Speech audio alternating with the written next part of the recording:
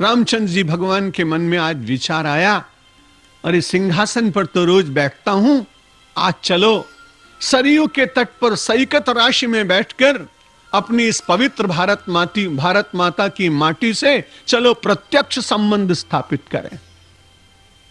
माटी की बड़ी महिमा है। जब आपने रामानंद सागर का सीरियल देखा होगा, मुझे वो दृश्य बहुत प्रभावित कर गया, बहुत छू गया। जब राम भगवान जा रहे हैं, धनुष बाण साथ में है, वलकल वसन धारण कर लिए, जानकी जी साथ में है, तपस्वी का वेश लक्ष्मण ने बना लिया है। आदेश तो केवल इतना ही था ना कि तापस वेश विशेष उदासी कि 14 वर्ष राम वनवासी। वनवासी राम को अब तुरंत चल पड़ना था, लेकिन अचानक एक घटना जो वहां दिखाई पड़ी, भगवान श्री राम ने एक छोटे से गैरिक वस्त्र में और अपनी अयोध्या की माटी बांधी। अयोध्या की नहीं, अपने भारत की माटी बांधी, अपने ऋषियों की पवित्र भूमि की माटी बांधी और उस पोटली को अपने साथ ले गए। गैरिक वस्त्र में बंधी हुई माटी का वो दृश्य बड़ा अद्भुत है। और जब जब रात्रि को सो जाते तो अपने पास रखते थे, उसको एक बार छू लेते थे।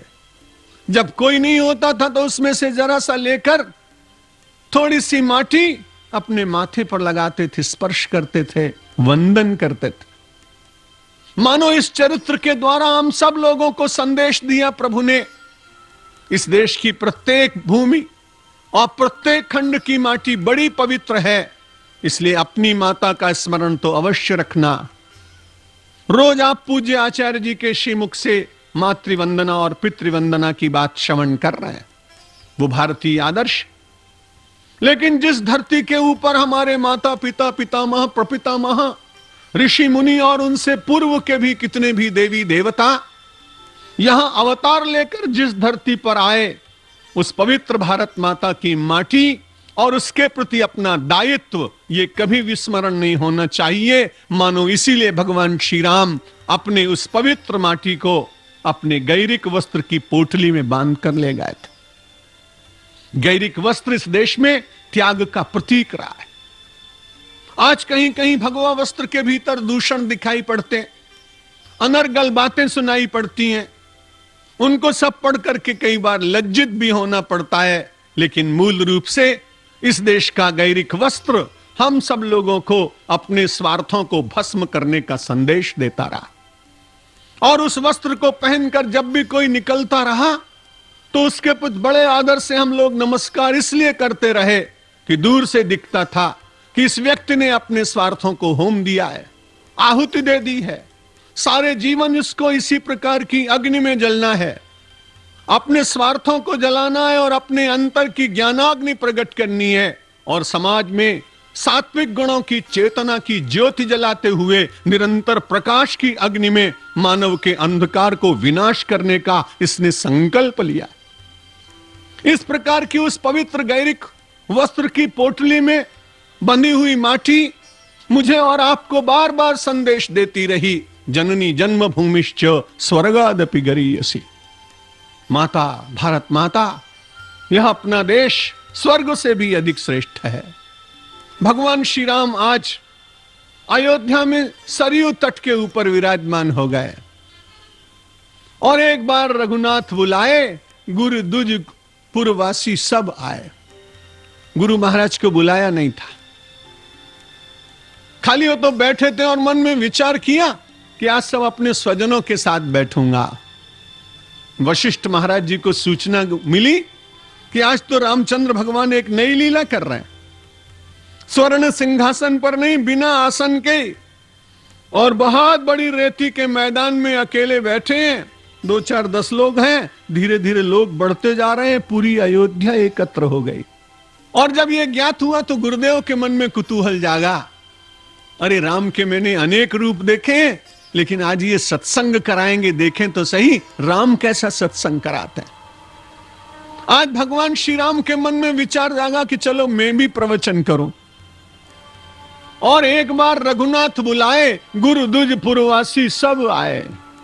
सारे पुरवासी आ गए, सब द्विज आ गए और गुरुदेव आशीर्वाद देने के लिए मानो अपनी इच्छा से राम के उस पावन लीला में कहीं स्वयं भी भागीदार हों, कहीं एकांत में बैठकर देखें कि देखें तो सही राम भगवान कहते क्या है। और प्रजातंत्र का वो कैसा अद्भुत दर्शन है एक तंत्र के युग में। चक्रवर्ती सम्राट ने कहा कि बड़े भाग्य से मनुष्य का तन मिला है। मनुष्य तन की महिमा का स्मरण दिलाया और स्मरण दिलाने के बाद जो उनकी चौपाइयां आज के लोगों को प्रभावित कर सकती हैं वर्तमान परिप्रेक्ष्य में, उन्होंने कहा नहीं अनीति नहीं कछु प्रभुताई, कहूं करो जो तुम ही सुहाई। उस समय का राजा कवि ऐसा कह सकता था क्या? लेकिन उन्होंने कहा कि मैंने बहुत विचार पूर्वक आपको संदेश दिया है कि बड़े भाग्य मानुष तन पावा, सुर दुर्लभ सद ग्रंथ निगावा, कि नर तन पाई विषय मनु देही, पलट सुधाते शठ विशुलेही, ताही कबहु भल कहई न कोई, कि गुंजा ग्रहई परस मणि खोई। पारस की मणि को फेंक कर और उसके बदले में कोई घुंघची एकत्र करने का प्रयत्न करे तो क्या कोई उसे बुद्धिमान कहेगा? लेकिन मेरा और आपका आचरण कई बार ऐसा ही होता है। मानव तन परमात्मा से मिलन का साधन है। भक्ति के द्वारा पूर्ण रसपूर्ण जीवन जीने का अधिकार मिला हुआ ऐसा है मानव तन। लेकिन संसार के पदार्थ रूपी घुंघचियां अपने मानव तन के अंदर विराजमान जो अत्यंत मूल्यवान रत्न के समान जो श्वास है, जो प्राण है, उनके बदले में हम केवल पदार्थों का ही सौदा करते हुए दिखाई पड़ते हैं। गोस्वामी जी महाराज ने कहा, राम जी के शब्दों में कहलाया, नर तन पाए विषय मन देही, पलट सुधाते शठ विशुले। आप कितने भी अच्छे हो और आपको कोई बहुत अच्छा प्याला दे दिया जाए, चांदी का कटोरा दे दिया जाए, स्वर्ण पात्र दे दिया जाए और उसके बाहर रत्न जड़ दिए जाएं, ऐसे रत्न मंडित पात्र को आप हाथ में लेकर बैठे हो और जब उसे अपने होठों को लगाने जा रहे हो, इतने में कोई आपको यह सूचना दे दे कि इसमें कोई मधुर पदार्थ नहीं है, इसमें तो विष है, आप तुरंत उस प्याले को फेंक देंगे। अपने प्राणों का रक्षण करने के लिए इतने मूल्यवान पात्र में रखे हुए विष को जानकारी हो जाने पर तुरंत पात्र और विष दोनों फेंक देंगे। लेकिन कैसी विचित्र बात, प्राणों का रक्षण करने के लिए मानव विष को फेंकने के लिए तैयार है, लेकिन अपने जन्म जन्मांतर को बिगाड़ देने वाले वैषयिक पदार्थों के विष को नित्य पान करने के लिए जरा भी कहीं उसके मन में विचार आता हो ऐसा दिखाई नहीं पड़ता है।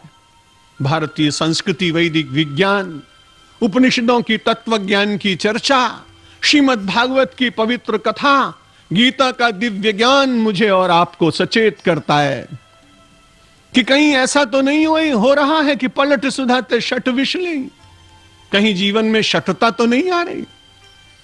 मनुष्य शठ बनने के लिए संसार में आया नहीं। विवेक प्राप्त करते हुए अपने को ठीक रूप से मानव बनाकर पशुता का परित्याग करते हुए देवत्व का आह्वान करते हुए जीवन की सार्थकता सिद्ध करने के लिए परमेश्वर ने मुझे और आपको भेजा है। और इसलिए तो हम सब लोग रोज यहां भगवान कृष्ण की पवित्र गाथा सुन रहे हैं। कृष्णे रता कृष्ण मनुस्मरन्ति, रात्रौ च कर कृष्णम पुनरुत्थिताय, ते भिन्न देहा प्रविशन्ति कृष्णे, यथा हविर मंत्र हुतम हुताशे।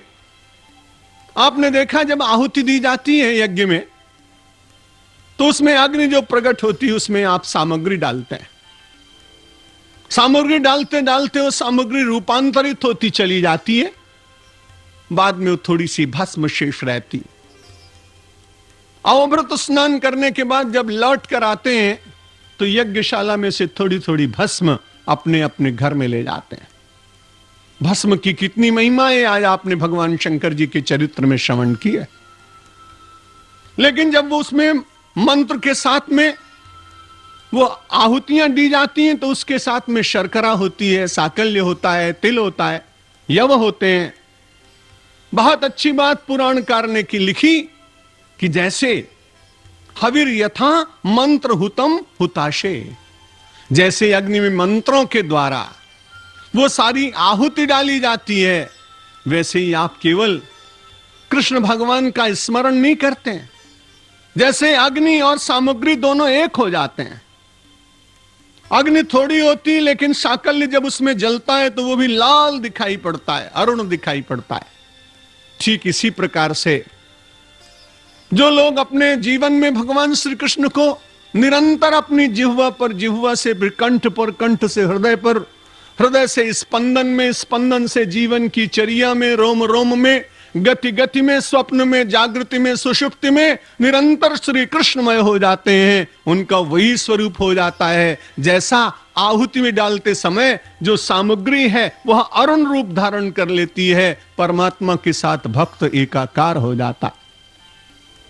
कृष्णे रता कृष्णम अनुस्मरंती, जो भगवान के साथ में रत हैं, संसार से विरत हुए बिना भगवान कृष्ण में रत हुआ नहीं जा सकता है। दो वस्तुएं संसार में कभी एक साथ नहीं रहती। किसी आदमी को उजाले से बड़ा प्यार हो और वो भगवान सूर्य की आराधना करने के बाद कहे, महाराज मेरे आंगन में आओ। भगवान सूर्य उसके आंगन में आए और जैसे ही आंगन में सूर्य आए उसी समय कहे, अंधकार मुझे तुमसे बड़ा प्यार है, तुम आओ। बड़ी कठिनाई है, या तो सूर्य के प्रकाश का आह्वान कर लीजिए या फिर अंधकार से प्रीति कर लीजिए। गोस्वामी जी महाराज ने कहा दोनों चीजें एक साथ नहीं मिल सकती। जहां राम तहां काम नहीं, और जहां काम नहीं राम, तुलसी कबहू की रही सके कि रवि रजनी एक ठाम। रवि और रजनी इन दोनों को एक स्थान पर स्थापित नहीं किया जा सकता। मेरे बंधु विचार करके देखिएगा, संसार पूरी तरह से आपके साथ बना रहे और परमात्मा भी आपके साथ आ जाए, ये संभव नहीं।